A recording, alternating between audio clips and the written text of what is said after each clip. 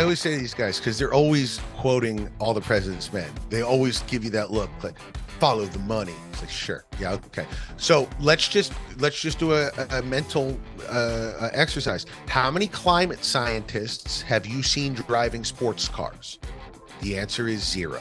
How many oil executives have you seen flying in private jets? The answer is all of them. Yeah. So if we're following the money, who is profiting off of the climate? Hello, everyone, and welcome to the Aaron Rupar Show. Today, I have the funniest guest that I've ever had in the show, which maybe isn't saying a whole lot, but he is literally a comedian, Jay Black, who does stand-up. He does a lot of funny social media videos. This week, he's been doing a really funny roast of Ben Shapiro's review of Barbie. You can find all of that stuff on his Twitter account, but I actually got to know Jay 3 or 4 years ago when, as we talked about during our interview, he was kind of a reply guy in my tweets, often cracking jokes, roasting Republicans, and started following him. And I've really watched his Twitter account grow over the years, where I think he's up around like 50,000 followers and he's doing a stand-up tour. So if you didn't know better just from Twitter, obviously he's very funny, but he has this whole thriving career as a comedian, which we get into. We talk also a lot about kind of the landscape of comedy these days. I mean, there's sort of the meme of right-wing comedians having the one joke, which is a transphobic joke about identifying as like a helicopter or something like that. So we talk about how much truth there is to that meme. Kind of the evolution of comedy over the past 20 years as society has gotten more respectful and in some ways more sensitive too, which is probably a good thing, but it's introduced some complications for comedians like Jay. And so we talk about how he deals with that and a whole lot more. So I hope you enjoy our conversation. Before we get to it, just want to remind people that it really helps if you're listening to this or watching it on YouTube to subscribe to the show, click like where you can, and share it with your friends just to spread the word about what I'm up to here. And as we go forward now into August, I am back in the routine of recording these shows on Wednesday and dropping them first thing Thursday. So look for new episodes every Thursday into August and beyond that. So without further ado, let's get to my conversation with Jay. Welcome, everyone, to the Aaron Rupar Show. Today, I'm thrilled to be joined by Jay Black. I feel like I've known Jay for years and years and years on Twitter. Yes. At first, you were just kind of in my replies. I didn't know who you were, but Jay is a very funny comedian, internationally renowned, touring the country right now, or soon, at least. Yes. And, one of the things, maybe a good place to kind of start a conversation today is that I'm assuming a lot of people, if you follow me on Twitter, probably also follow Jay, at least a good cross-section. Your following is actually kind of blowing up despite the decline of Twitter. It seems like you've been growing and growing, which is a testament to how funny a lot of the content you put out there is. You do little comedy videos and crack jokes and all sorts of good stuff. But actually, in preparation for this, I watched some of your stand-up. I watched the set that you posted on your website of you in Vegas. It was the clean edit, unfortunately, but there was still a lot of good jokes about marriage and families and culture and all that sort of good stuff. But one thing that I thought was kind of conspicuous by its absence was any political humor. You definitely like to own the cons on social media. You had a really funny video this week about Ben Shapiro kind of mocking his review of the Barbie movie, which I know you saw over the weekend, but maybe explain that to me. Just what's the thought process or the idea behind kind of refraining from political humor? Is that just like too toxic of an area? Even for, you do stand up, I'm assuming most of your audience understands that you're left of center politically, but could that alienate some of your fans if you started mocking Trump or something like that? So first off, I want to say that the Ben Shapiro review is actually still going on. We're in day 7 of the Ben Shapiro review. He's still reviewing Barbie. But yeah, I think what happened was, in all honesty, I started doing stand-up in 2002. And I, know when I perform at a club, there is a group of people that know who I am, presumably from Twitter. But there's also a large group of people that don't know who I am. And part of getting over on a crowd that doesn't know who you are is finding ways through their defenses and getting their defenses down. And, I have a joke in my act where I do a dirty joke. And then I go, all right, well, let's switch the subject to something that doesn't offend anybody, politics. And it is one of the biggest laughs that I get. And it's like watching like an EKG chart where it's like big boop and then oh no, like, because they're worried about where it's going. Sure. Not so much that I'm even going to step on their own personal political beliefs, but all of them look around going, is this the start of a viral video? Right? Is Right. he going to go down a path that's going to get beer bottles thrown at him? And I think I just, in all honesty, we talked about this before we hopped on the show, and I've been thinking about it for 3 days. Like, why don't I do a lot of politics in my act? And I think I just, I work with Kevin Nealon all the time, and he has from SNL, and he has a great bit about being a people pleaser. Like his whole thing. I think I'm a people pleaser. Like, I think when I get in front of a group of people, my urge is like song and dance, man. Like, I just want to make you laugh. Let's just go. And I find talking about my family and life is the quickest way to make the most amount of people laugh. And in all honesty, your question put me into existential crisis, Aaron. Oh no, I mean to do that. Well, I'm sitting here going, should I bring more in? Is there a path to talking about it? And I guess the real question is, can I change a mind with a joke at a comedy club?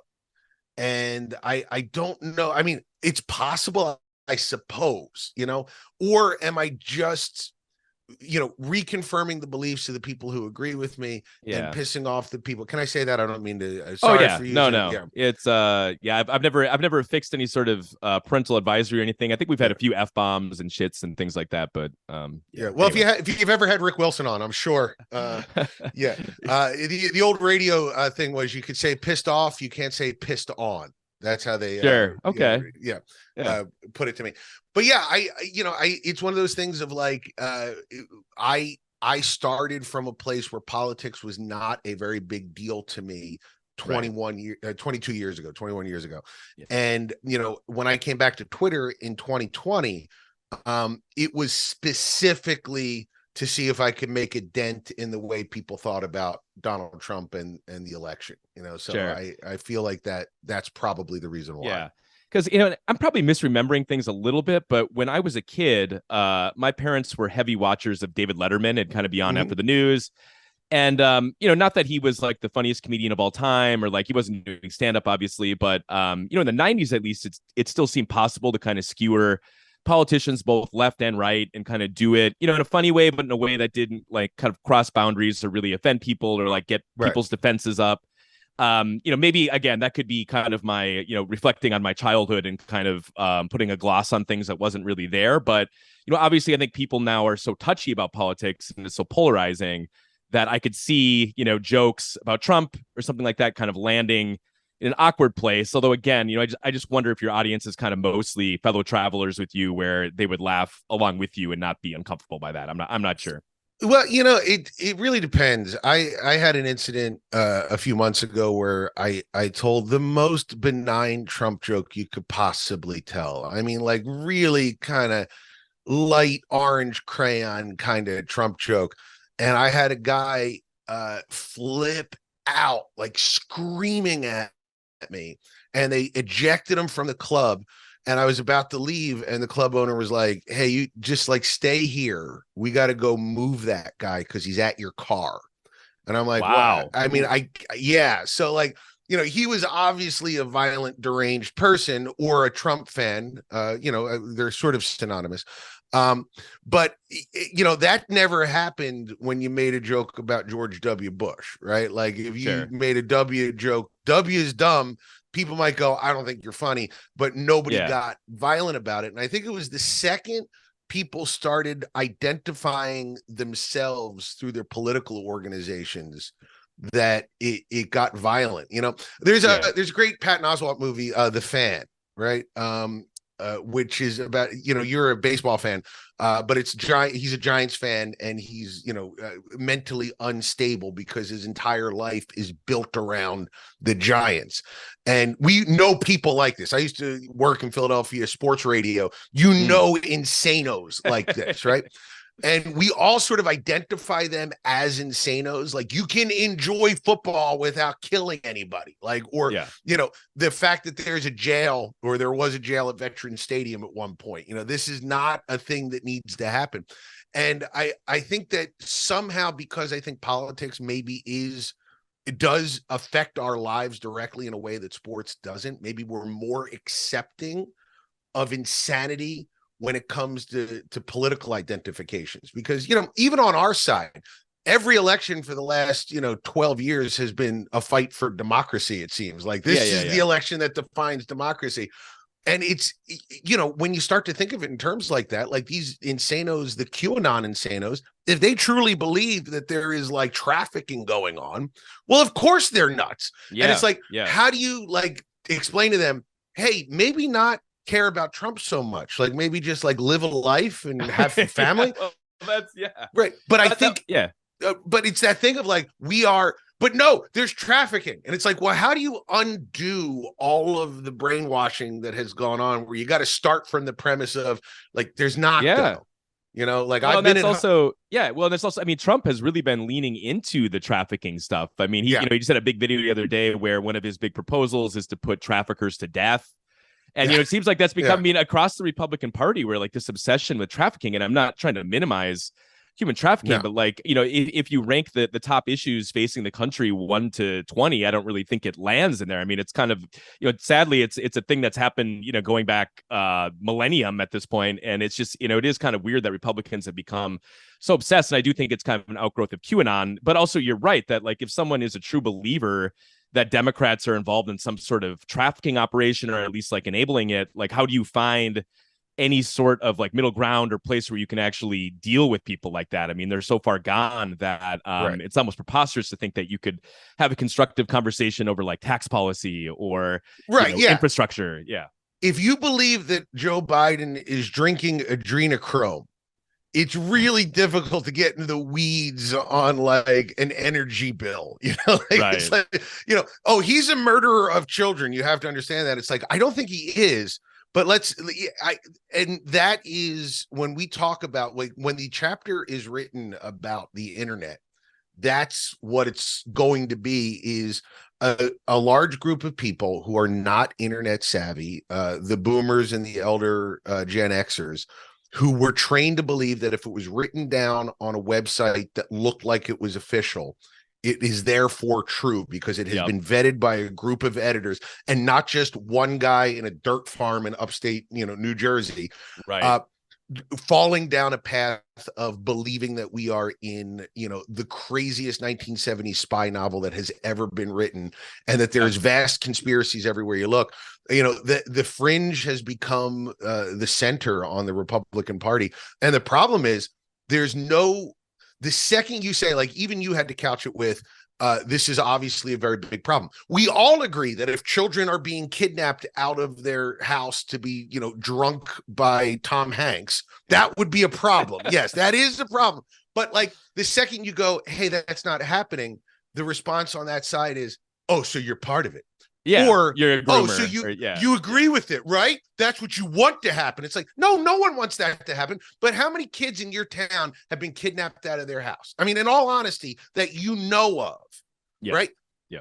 None of them know anybody that this is happening to, yet they believe that 1 in 4 children are being drunk at Hollywood parties. Sure. And that's problematic. They see it on the Gateway Pundit. And, I think my first window into this was in 2016. I have an aunt who on Facebook, she was a big Trump supporter, and she'd be sharing these stories from like Ben Carson's, like bencarson.com or like truepatriot.net, and it was exactly what you were talking about, where, it's an older boomer woman who like has kind of good intentions. I mean, she's a family member of mine. I know her. She's, a nice person by most standards, but like just doesn't have any sort of media literacy, where anything that she sees that has, at all an official looking website or looks like a news site, she's inclined to believe that. And so, I do think, it seems kind of simplistic, but, it seems like it would be pretty healthy for like high school, public school students to have like some sort of media literacy class, just to understand how to vet good info from bad info. And now, of course, we just see it. It doesn't need to be on Ben Carson's site anymore. We just get it on Twitter,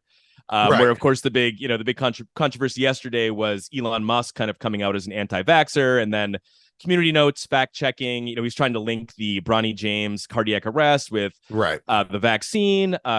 Community Notes came out and fact checked him, pointed out that actually, if you have COVID, you're much more likely to have a cardiac issue than you are, from the vaccine. And then, that fact check was actually removed from his tweet. So we've kind of gone to the next step, where it's like, not only is Elon kind of facilitating the spread of disinformation, but they're actually promoting it by removing fact checks of, dangerously false tweets. So, we've gone from 2016 where you had to find this kind of fake news on these fringe, Russian looking websites, to now you can just get it right on Twitter. Yeah, and what's we talk about the boomers being apt to believe what they read. On the other side, the Elon incel anime army that he's put together, they have an opposite problem, which is they don't believe in anything. And what I mean is they have so engaged in nihilism, and really the heartbreaking thing for me online is Elon. I don't know if Elon believes in anything except engagement from his Twitter fan base, and, it's sort of the Donald Trump thing of, if I say, like, I'll say or do anything that'll rile you up. And then if you get riled up, I just go, hey, what? Whoa, I'm just joking. I'm just throwing stuff out there. It's good to have the conversation. And I do think that the starting block for a lot of extremist activity is these people that don't believe in anything, that make jokes about vaccines that may or may not be true, that they don't care about, that they're just throwing the idea out there. And I do believe that if you repeat something over and over again out loud, it goes from joke to philosophy faster than you believe. And I think that's why a bunch of these alt-right guys, the Nick Fuenteses of the world, where every video he does, he's got like a little ain't I cute smile, as he's spewing anti-Semitism. But it's like, and it's a way to say, I'm just saying whatever it takes to make the people that you find upsetting, liberals or whatever, I'm just riling them up. But it's not based in any kind of firmly held belief, except their own power or clout. Yeah, and it's the belief, it's not even a belief, but it's like the overarching goal is to own the libs, basically, and to get them mad, riled up, and then and that's kind of the RFK Jr. thing too, where it's like, say outrageous shit, get called out on it, deny that you ever said it, it's a very kind of tried and true playbook. But let's pivot slightly here. I want to ask straight up, have you watched any of Gutfeld's Fox News show? Just like you, because we talked about that, just like you, in the beginning, I hate watched it. And I could, and listen, I know some of the guys on that show, some of the comics, and they're good. Okay. They're good guys. They're good comics, at least my interactions with them. But that show is a black hole of comedy. It really is. Like, if you sent George Carlin from like 1986 on that show, the bad mojo would just suck all the funny out of him. Richard Pryor, 1977, Richard Pryor would sit on that set going, I don't know what to say. They are, it is an anti-comedy show. And yet I believe his ratings are 900% of America has watched him every night for the last 3 years. I don't get it. Yeah. Well, because you might remember that for people who may not know what we're talking about, because it's a little bit obscure, or maybe not, because like we were talking about, the ratings are really high. But Gutfeld, Greg Gutfeld, he is a Fox News personality. He does a comedy show that I think these days runs at the 10 p.m. Eastern time slot. Yep. And his ratings have routinely been above Kimmel and Fallon. Now, I know that there's some kind of caveats to this, because I don't believe it's like a total head-to-head. I think there's like a half an hour difference in when the shows start.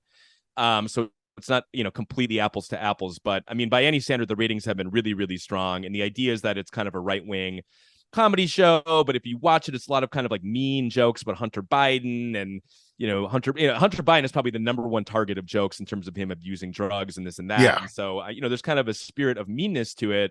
And, when the show debuted in early 2021, I watched the first couple weeks and really had this expectation that it just, it wasn't long for this world, because the rating, the reviews were really bad. People were panning it. And yet, shockingly bad. Not only is it still existing, but they just moved it into a better time slot. Yeah. So, yeah, I mean, there is kind of this, you are probably more of an expert in terms of like the terrain of stand-up these days than I am. I kind of catch like the big specials, things like that. But there's kind of this meme on social media of conservatives having one joke, and the one joke being that, I identify as a lawnmower or whatever. is there some truth to that? I mean, I guess I'm not really sure if there is kind of like a thriving conservative comedy scene. I know Politico had a big article last year on how right-wing comedy is getting better. I mean, that's also kind of been a meme. Right. Because there was a tweet at one point about like how, right-wing comics are getting better and it's making the left nervous or something like that, which was an earnest comment, I think, from like a New York Times person. But I don't really see a lot of evidence. What's your read? I mean, what is the state of right-wing comedy right now? So there's a great book, That's Not Funny. I'm going to get the author here. Hold on one second. That's Not Funny. It's a book about conservative comedy. And I just read it. It's by Nick Marks and Matt Sinkowicz, which is and Gutfeld comes up, Steven Crowder comes up. I mean, there is something to the effect. I think Gail Simone on Twitter said, how come all these guys are failed screenwriters or failed comedians that pivot to the right wingosphere? I think it honestly comes down to this. Number one, the one joke thing is absolutely true. I have seen variations on I identify as in comedy clubs for the last 3 years. My opening acts, I never say anything to the opening acts, but if you make that joke, I won't talk to you after your set because there's no reason to. You're never going to do anything in comedy because that's a terrible joke. It's just a terrible joke. I worked with a kid. I won't say where because I don't want to identify him, but his closer was, his final joke before he brought me up was, I've been really killing it at basketball this year. I mean, I identify as a 10-year-old, so I play in the 10-year-old league, so I'm doing really well. And the rapturous response by the crowd. I mean, you would have thought, it's not like that scene from what's the camp movie that I'm thinking of with Michael Ian Black? Wet Hot American Summer. Okay. When the comedian comes out and he's doing the old Catskill jokes and people screaming. I still think that what it comes down to with right-wing comedy and what the left doesn't understand about right-wing comedy is that comedy always pushes back against the status quo. Okay. Whoever you think is in charge is kind of who you're jabbing at. Sure. And earlier you were talking about sort of the benign comedy of like Carson and Letterman jabbing at politicians. That power dynamic there is politicians and regular people. That there is I can make fun of Clinton, I can make fun of George Bush or Ronald Reagan, but it's us against them. We as liberals, I think rightly so, see a power dynamic where there is a constant push from the right to strip power away from marginalized people. And our jokes are attacking them without attacking marginalized people would be the ideal. I think the right views the world. And, we talked about this a little bit in email. There is the real front in the culture war is convincing people who's in charge.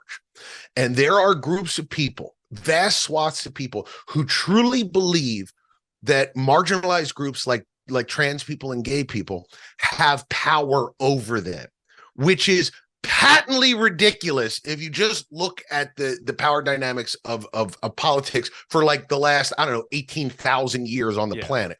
Yeah. So when right-wing comedy is about punching at those people, not from a place of power punching down, even though that's what it is, but in their mind, it is a politically correct oligopoly, a group of trans people and gay people and black people and women who are telling you how to live. Right? There's no real power there. It's just a group of people kind of calling you a jerk if you say it. But but that's the power that they have over you. And before the one joke of I identify as, there was the one joke you would hear from right-wing comics all the time was, aren't you tired of this political correctness? Well, I talk a little bit crazy, and if you don't like it, you can leave now. Woo! Buy my t-shirt. That's the path that it goes down. But I really do think that right-wing comedy and Gutfeld in particular, there is so many people who really feel like they are under the thumb of marginalized people and liberals and Democrats that anybody punching at those people gets a pass in their mind. And, we see it as not being very funny, but they see it as liberating because these people are, they're attacking who you can't attack. And, right. Yeah. Yeah. That's my thought. Has that made it more complicated in certain ways? I mean, you mentioned that you started doing stand up, over 20 years ago now. And, I certainly think society has become more respectful where, for instance, I was recently, I had occasion, I wanted actually with one of the Trump indictments to re-up the scene from Idiocracy, the courtroom scene, which Right. but like they're dropping the FA, the FAG bomb, and there's just a lot of language that now, even in a kind of a context on Twitter where you're joking around wouldn't fly. And that's just, I think, in a lot of ways, kind of being respectful of people. So I don't necessarily have a problem with that, but does that make it as a stand-up comedian? I mean, there's certain areas, ways that you can't make fun of people.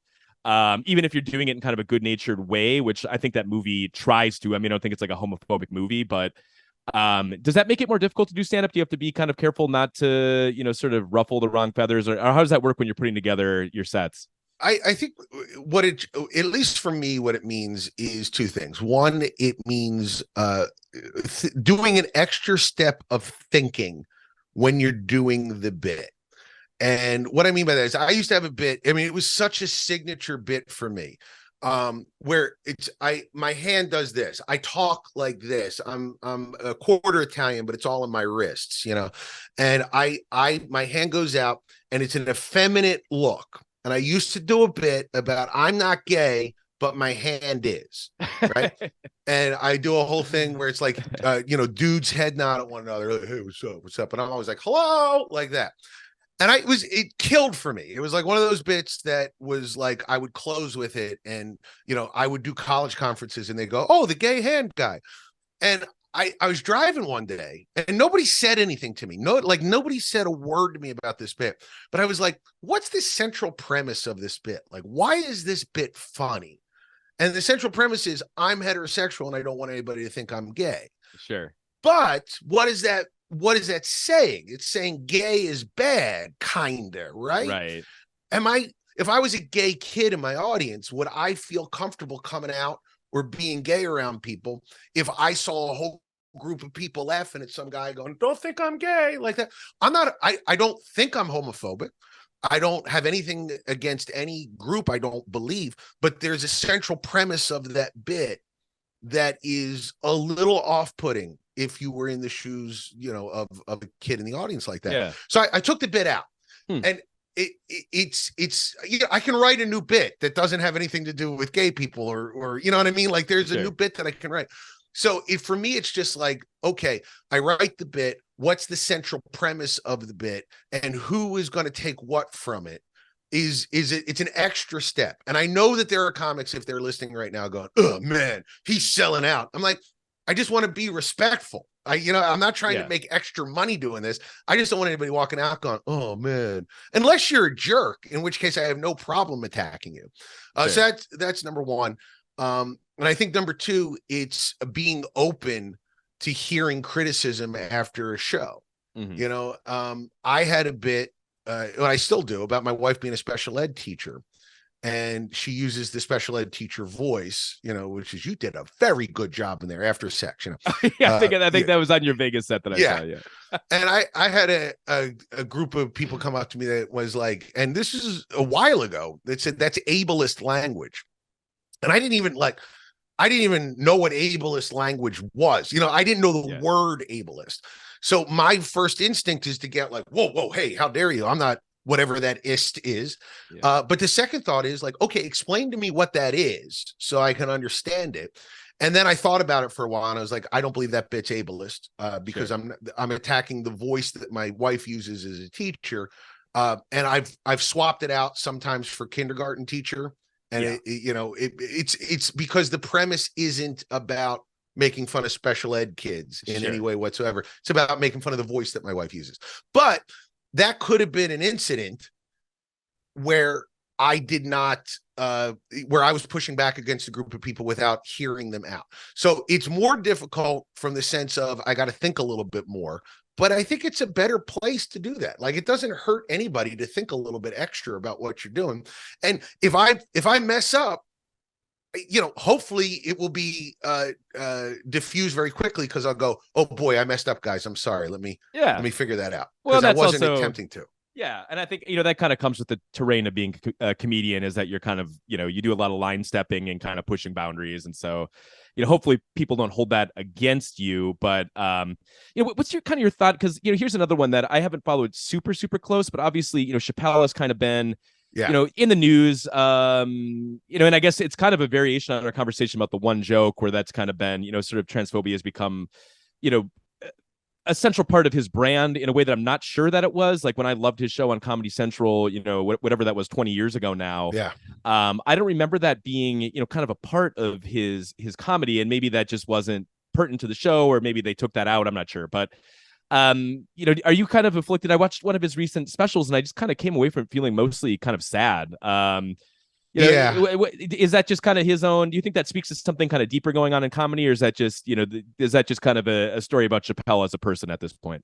I think it's both. I mean, so first off, let me preface this by saying Chappelle is literally the funniest human currently alive. If just from the point of view of, if you gave him a topic and said talk, he will make that topic funny. He is I don't use the word genius loosely. He is legitimately a genius. That said, what's going on with this trans thing, I think, is something I've seen with comics, and I've seen it in myself, which is you catch heat for something that you've said, and rather than listen to the people that caught heat, that gave you the heat, and try to figure out why they're upset, you start attacking the controversy about the thing that you said and making fun of it. I think that he is a man who is smart enough and funny enough that if he were to actually, he talks about his friend who was trans in one of the bits that he did. And I do think that Chappelle is a guy who is playful in the way a lot of Gen X comics are. You mentioned the F-bombs, the gay F-bombs in Idiocracy. I think that there is a strain of Gen X comedy, of which I am part of that lineage, where it's, you just say whatever you want to say, even if it's crazy or off-putting, because isn't it funny that I just said that? When I know I'm diverting a lot, but when I first started, there was Jim Norton was the guy everybody in Philadelphia wanted to be like. And if you don't know Jim Norton, he's a very aggressively sexual comic, and every open micer had like really bad sex jokes in their acts, so jokes about things that they're doing to women, or having done women, paying women to do to you, because they're all trying to emulate Jim Norton. And it was this idea of, the joke was almost, can you believe I'm saying this? Sure. As much as it was a well-constructed joke. And I do think that like the pushback from as the boomers gave way to the Gen Xers in the 90s, even with like guys like Patton Oswalt, who are very liberal now, if you look at his early stuff, there's a lot of stuff in there where you'd be like, ooh, he's hitting the R word pretty hard in that first special. Yeah. But like more like, I'm not afraid to say this because, part of my identity is somebody who will say anything to get a laugh. I think Chappelle is part of that. He said something that was playful in his mind, that was taken into a dark place by the people who heard it. And the mistake that he made was doubling down on the pushback, rather than just going, like, if he had done a special where he was like, hey man, I messed up, and let me tell you how I messed up, he would be a conquering hero right now. Sure. Right. And I think what happens with a lot of these guys, and Chappelle is the biggest version of it, but like the Jim Brewers or the Rob Schneiders of the world, is you piss off the left by saying something politically incorrect, and the left is waiting for an apology, and rather than give one, you double down, and the right embraces you. So what are you going to do the next time you tell a joke? You're going to go with the audience that embraced you, right, and not the one that's rejecting you. And that's how these guys start to drift right. And I think the problem that we have on our side, and I mean this, I say this on every podcast, I hope somebody on the left will listen to me.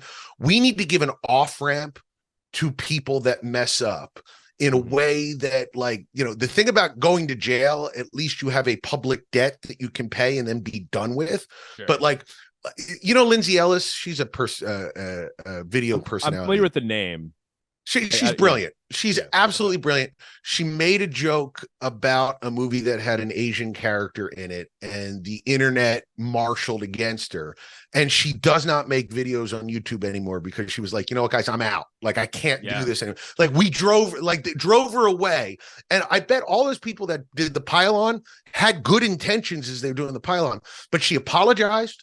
She said, I'm sorry. She made a video apologizing. She made a video explaining herself. She made a video attacking the people that wouldn't let her apologize. And still the mob came after them. We just need to provide people an off-ramp. We need to give Chappelle a way to go, I messed up. And have everybody go, all right, we get it. You're cool. Move along. Yeah. Because otherwise we drive these guys to the places that we don't want to go. Sure. But I think also, part of that is Chappelle has to show some contriteness on his end too, and I guess that ingredient hasn't been there either. But you also mentioned, as we were kind of prepping topics for this, it seemed like you were very eager to talk about Elon and the X branding and what's going on there. I mean, I know that you're a very avid Twitter, you're a Twitter power user at this point, I would say. Yes. Are you over on Threads? What's kind of your assessment? I mean, you've actually, I think. For me, at least, like the last year, my Twitter following has gone down. People have just kind of left in drips and drabs. And, I had a tweet yesterday that people kind of misinterpreted, not that it was going to get me canceled or anything, but I was trying to highlight kind of the absurdity of, it seemed like there was a huge exodus, pardon the pun, I guess, but with the branding change, and I kind of listed all the things that Elon has done, many of them very reprehensible. And there were people who left, at those stages too, but this seemed to be kind of the biggest one, which to me, changing the logo and branding is kind of a small sin stacked up to some of the other stuff he's been up to. But, absolutely, yeah. Are you trying to kind of branch out and get different platforms, or, just what's your plan here on social media? Yeah, I'm on, Blue Sky, I'm on Post, I'm on Spoutable, I'm on Threads. Oh, you're on all of them. Okay. I do the land grab early on to get the name, and to get it set up. And, the problem with Threads right now, and Threads is the first competitor that I think has a chance of absolutely, usurping Twitter. They're just so committed to that algorithmic timeline. Basically, if you they rolled out the chronological yesterday. Oh, I just wanted to point out that they do have chronological now. They do. Okay, it just came out. Okay. Yeah. And the thing that Twitter always had was like, if you are a Twitter power user, you can define your experience pretty well. Lists and everything else. Like, I don't follow a lot of right wingers. I have my right wing dumbass list that I can check in with what's going on and reply to people without it showing up.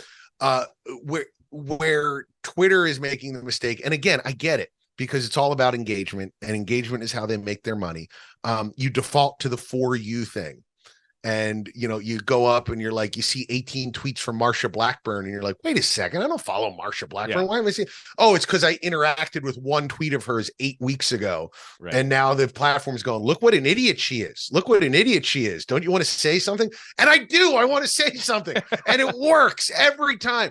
There's that guy, what's his name? Joey Mariana. Oh, yeah. He's marinara sauce or something. Yeah. I know what you're talking about. Yeah. And these guys, and, the to a lesser extent, like the Krasenstein brothers, am I pronouncing their names correctly? Krasenstein. Yeah. Krasenstein, where it's engagement farming. It's all engagement farming. And that's not the Twitter that I want. I want a Twitter that is, hey, here's an interesting piece of stuff, and now a bunch of smart people are going to make jokes about it, like your timeline. Sure. Aaron. Oh, thank you. Yeah. Here, well, that's what I when Molly Jong Fast was more on Twitter, and I think she's all Threads now. She doesn't do a lot of Twitter, but she would do that. Here's something interesting, and then a bunch of parts. Yeah. Rick Wilson. Here's something interesting. Here's a bunch of smart people slamming on it. I love that. Like, I love the interaction on that. But where it's like, hey, X group is really taking over, don't you think? And then I can feel that part of me that wants to go, yes, I don't agree with that, but I'm going to write my reply that you're wrong. And then I'm like, that's exactly what he wants. Don't do it, Jay. Yeah. Well, I think you can relate to this too. Like, one of my issues with Threads right now is that there really aren't conservatives on there, which, like, as odd as that sounds, I mean, I I like that, and a lot of your tweets, including many that like blow up huge, are in response to conservatives, kind of poking fun at them, or cracking a joke of some sort in their replies, and that dynamic is completely absent from Threads, and so it just kind of feels in a way almost kind of like boring in that respect, where I do enjoy that kind of give and take. I mean, that was one of the beauties of peak Twitter, is that pretty much everybody had a platform there. There are very few holdouts. If you worked, in any sort of, whether you're a comedian or like a journalist or public figure, a brand, like you were on Twitter, and it feels like the brands, people like that are on Threads, but maybe not the conservatives. And so we end up having a lot of screen caps of Elon Musk tweets on Threads, but you don't have the actual. So I do miss that a little bit. Yeah. Yeah. That's actually a really good way of putting it, because that has been my biggest issue with Threads. And I haven't been able to articulate it. It hasn't felt as frothy or fun as Twitter did, 2019, 2020. I think I came back December 2019, and those years with Trump and through COVID and everything the else. good old days. The good old days. Well, Twitter during COVID, that was like my IV into the world, man. I mean, that was I spent, I'm sure if you were to do like the graph of my tweets, like you'll see a spike that is identical to the spike in COVID numbers, as it's like, okay, well, what am I going to do? I'm just going to be on Twitter all day long. Right. But yeah, I find myself, as much as I was excited for Threads, I find myself coming back to Twitter every time. And, same. It's striking to me. I don't know, like, why someone hasn't just built, like, because none of the stuff on Twitter is copyrighted, like, except for the words maybe, and they're no longer even, you could probably do one with tweets now because it's all Zeets or whatever it's going to be. But like, I don't know why someone hasn't just copied the functionality exactly and said, look, it's Twitter and you can't be a Nazi. Like, if that were the pitch, what would stop you from going over there? You would lose all the Trumpers with the not a Nazi thing, and then it would be like Threads. Well, I mean, but the thing is, like, I don't understand. The right hasn't figured out, like, Parler, Getter, True Social. They fail immediately because nobody wants to be in a Nazi house, right? Yeah. And this stuff that, like, that verges onto that, where there should be humans looking at it, deciding whether or not it should be on. Elon has gotten rid of, so he's drifting his site more towards those places. Threads goes the other way, and I think it's good. I like the moderation on there, but the moderation is keeping out the conservatives, which tells you something about the conservatives. Yeah. No, hey guys, if your movement can't be at a place where you can't say slurs, the 14 words, maybe don't be on that. Like, maybe your movement's bad. Maybe it's not the place. Maybe it's the movement. Well, they're using literal Nazi symbols in DeSantis ads. I mean, that was the big. They fired the staffer, but that's kind of an undercovered part of the right wing at this point. Is a lot of these young up and coming staffers for people like DeSantis and Trump are Nazis, or at least kind of Nazi adjacent. Right. And it's a difficult thing. It's a difficult thing to talk about, and it's also a difficult thing to allow on any sort of public platform. So but that's then Republicans scream about you censoring them. Right. And so there is kind of it's a dilemma there for sure. And by the way, just so you know, Republicans, if you're at a private place and they take you off, it's not censorship. It's just the private place doesn't want you there. That's like, if you started screaming about your diarrhea at a Starbucks and they removed you from the Starbucks, you're not being censored from yelling at Starbucks. It's just a business making their business worthwhile. That's how it works. Just so we're clear. And that's the thing that drives me nuts about the way politics works now, is that what you just said, I can't be a Nazi, therefore it's censorship. Doesn't everybody agree that censorship is bad?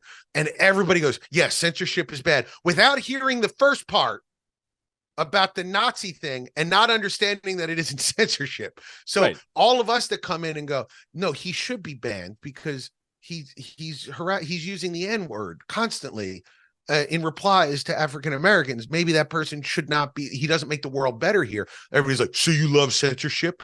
It's like, yes, no. I always feel like this Lisa Simpson when they go, if it came out she was a vegetarian, they're like, you want to marry a carrot. And she's like, yes, I want to marry a carrier. And they go, she admitted it. She admitted it. That's the entire right wing all the time, always. Yes, I think Nazis shouldn't be on the platform. Oh, so you love censorship. Yeah. You admitted it. It's like, come on, guys. Well, and it's similar to a lot of the COVID stuff too, where like, I mean, Elon saying that, basically trying to say that people shouldn't get vaccinated because they're going to have heart attacks. Like, people die because of that stuff, So like a platform not wanting to have that on, to promote that stuff makes perfect sense. And that's not censorship. It's just trying to keep users safe. Right. And, and they always do the gotcha. Well, things have changed since 2020. Like there are new COVID rules. As science happened. Right. Yes. And at any given time, a platform should be doing its best to follow the guidance of the people that know the most. Right. And that will change over time. I'm sure Twitter during the Black Plague had different advice than during COVID because they went by what they knew at the time. And to undercut that for no other reason except clout. I mean, there's a special place in hell for the kind of person that, the Alex Bernsteins of the world. Oh God. Going, I'm just asking, I'm trying to help people. I'm just asking questions. It's like you're killing people willy-nilly. And the difference between us and them is that if it came out tomorrow and the Surgeon General said, hey guys, you know what, as it turned out, there is a very significant risk of heart disease with this vaccine. We're not going to suggest it anymore. All of us would go, okay, good. We figured it out. Let's figure something else out to make the world a better place. If it came out, it doesn't matter how much evidence come out. Alex Bernstein is still going to be farting out stupidity at an unbelievable machine gun rate as a way to build his own clout it's contagion, except everybody on the right is Jude Law. It's like everybody. They saw that movie and said, Jude Law, that's who I want to be. They've primed all of their supporters to disbelieve any sort of expertise. So it's all part of a big conspiracy, where it's like, okay, well, the CDC said that ivermectin doesn't help you and actually can harm you. Well, that's part of the conspiracy. And then, it turns out even with this Hunter Biden stuff, where it's like the U.S. attorney who was appointed by Trump said that there was no interference in his investigation. Well, he must be part of the conspiracy now, too. And so, it's easy to always kind of shift the goalposts a little bit to account for new information, but never question your priors at all. And it makes it impossible to refute these people until they get COVID and wish that they were vaccinated because they're hospitalized or something like that, but until they're personally harmed in some way, they're never willing to reassess any of their priors. Yeah, I always say to these guys, because they're always quoting All the President's Men. They always give you that look like, follow the money. It's like, sure. Yeah. Okay. So let's just do a mental exercise. How many climate scientists have you seen driving sports cars? The answer is 0. How many oil executives have you seen flying in private jets? The answer is all of them. Yeah. So if we're following the money, who is profiting off of the climate? Same thing. They'll watch Alex Jones wearing his Rolex and his double XL $700 silk shirt, screaming about how the research, the virologists of the world are scamming you out of your hard-earned money, and then go right into a pitch for natural supplements that will save you from getting COVID. And no one watching that show, their little tiny brains can do the click of like, wait a second, who's really profiting here? Like, you and I are part of the conspiracy, Aaron. How are you doing? Are you riding around in a hover car with your money from George Soros, or are you just living a middle-class existence trying to tell people the truth versus the people on the other side of this who constantly grift you for money always? Well, I'm not getting any of those payouts from Twitter, that's for sure. So I wish I had that $20,000 check that the Krasensteins got would be nice. But Jay, I got to get you out of here. So let's wrap up with I want to give you a chance to kind of promote what you're up to. I know you have a tour coming up. Yeah. I'm not going to ask you to read all the tour dates because there's a lot of them, and that make for kind of boring radio. But people want info about that or to follow you. You're on TikTok. You're all over the place. So the floor is yours. Aaron, I'd like to slowly read out every single show I'm doing until 2025. The best thing to do, honestly, is go to jayblack.tv. That's JAYBLECK.tv. I always say it this way. You can remember it. It's the letter, then the color, then the thing that raised you. It's got all of my social media on there. If you're listening to this, you're probably a big Twitter user. I'm Jay Black is funny on Twitter, but my management really wants me to get monetized on TikTok and YouTube. So go to jblack.tv, just follow me. Even if you hate me, even if you listen to this whole thing and we're like, Jay, you suck, just engage with me. We got to feed the algorithm. I want to be a Krasenstein. I want to get And coincidentally, I think your show is going to be the one right here, me and you, that is going to tip me over where I'm going to be eligible for monetization on YouTube, because I was within like 20 watch hours of hitting, you need like 4,000. Right. So I'm excited for that. I mean, I don't think that my show is going to exactly make me rich, but a little bit of compensation for the time and energy would be nice. So that's good. Just so you can tell your wife. Because that's the real tough one. Because my wife is like, "What are you doing this morning?" I'm like, "I'm doing a podcast." And what are you getting from it? Exposure. Sure. Like, well, but the kids also need exposure to their father. I'm like, I know, but I got to do this. Yes. So, Aaron, I got to tell you, and I mean this. You do great work on there. It's a little weird seeing you without a beard and glasses because I've seen your little avatar. And I remember when you changed it and everybody got upset with you. They're like, we don't like this. Keep the original avatar. Yeah. But you do really great work on there. And you really are one of the islands of sanity on Twitter, just putting that out there and the sort of people in your replies. I know that Reply Guy has sort of negative connotations, but there are groups of guys, and maybe because I was one of them, that are, really, if not adding to the conversation, making the conversation more interesting. And you're one of the guys that sort of facilitates that. So it's a real pleasure to get to talk to you face to face. Yeah, no, it's really nice to meet you too. I really enjoyed on your website under some of the videos. It's baby you from like 20 years ago. Where you don't have your beard and whatnot. And it's like, wow, that's. Actually, I probably should have watched more of those to see how your comedy had evolved over the years, kind of pertinent to our earlier conversation. But or don't, because it didn't evolve. That would be the worst if you were like, geez, Jay's been the same for 20 years. He sucks. Well, thanks a lot, Jay. Really appreciate the time. Keep up the good work. And thanks for spending part of your morning with me. Appreciate it. Thanks, Aaron. That's it for today. Thanks for tuning in. New episodes of the Aaron Rupar Show drop every Thursday. Please like the show on YouTube or wherever you get your podcasts and share it with your circle. Thank you for tuning in.